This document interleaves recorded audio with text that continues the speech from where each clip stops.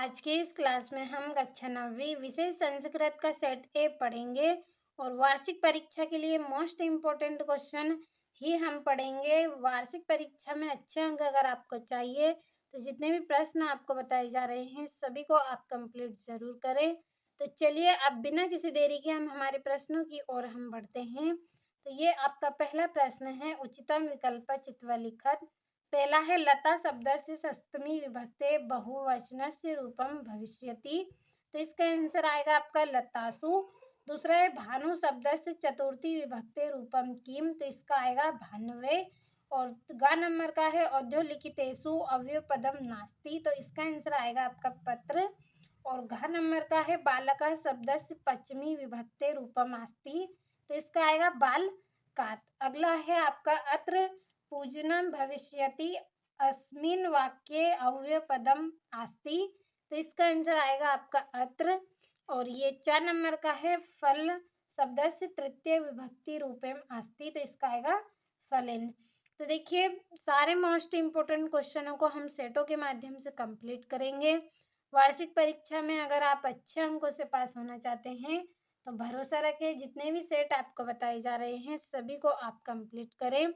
और ये यहाँ से आपका दूसरा प्रश्न है जिसमें आपको रिक्त स्थान की पूर्ति करनी है।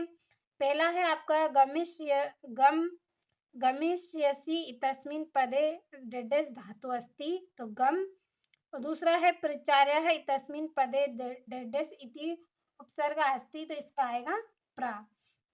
और ये आपका यहाँ पे गा नंबर का है, इसमें गमिष्यामि इसका आंसर आएगा। और अत्याचार इतस्मिन् पदे उपसर्ग अस्ति, तो इसका अति आएगा।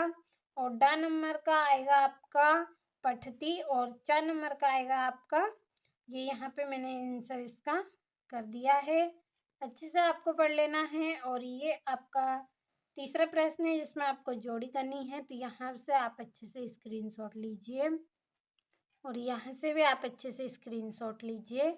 और चौथा प्रश्न है, एक वाक्य में उत्तर करना है। पहला है सूर्यास्तः इतस्य विलोम पदम भवति, तो इसका आंसर आएगा सूर्य दे। और दूसरा है सूर्य इतस्य पराय पदम अस्ति, तो इसका आएगा आदित्य। और तीसरा है शिव इतस्य पराय पदम अस्ति, तो महेश। और प्रति बालकः इतनयो पदायो विशेष पदम किम, तो इसका आएगा प्रत्यह। और श्वेत इत्य पदस्य विलोम पदम अस्ति, तो इसका आएगा कृष्णः। और प्रचिन्नम इतस्य विलोम पदम अस्ति, तो इसका आएगा नवीनम। तो देखिए एक वाक्य में उत्तर आपके हो गए हैं, स्क्रीनशॉट के माध्यम से कंप्लीट कर लीजिए। और 5वां प्रश्न है जिसमें शुद्ध अशुद्ध आपको करना है।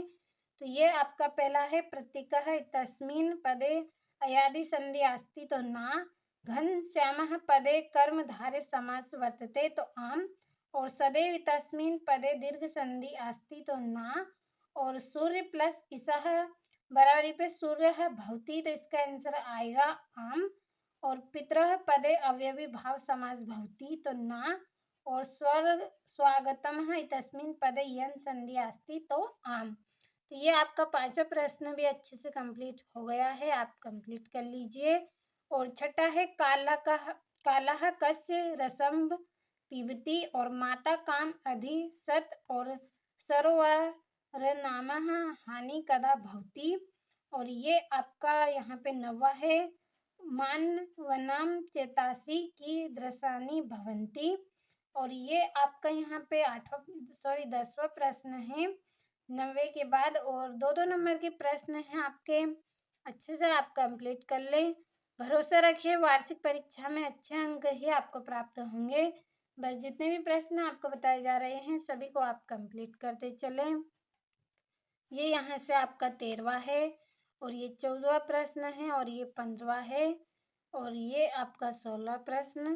तो अच्छे से आपको कंप्लीट कर लेना है। और ये 18वें प्रश्न में आपको गद्यांश से दिया गया है, नीचे इसके क्वेश्चन दिए गए हैं, अच्छे से पढ़ लीजिए आप। और यहाँ से भी आप अच्छे से कंप्लीट करें, और ये यहाँ से भी कंप्लीट कर लीजिए। और ये 19वां प्रश्न है आपका, और ये इसका अथवा। और ये आपका 20वां प्रश्न है जिसमें संस्कृत भाषा में आपको नीचे दिए गए गद्यांश का आंसर करना है। और ये यहाँ से ये इसका अथवा है और ये आपका 21वां प्रश्न है। अपठित गद्यांश दिया गया है 4 नंबर का आपको।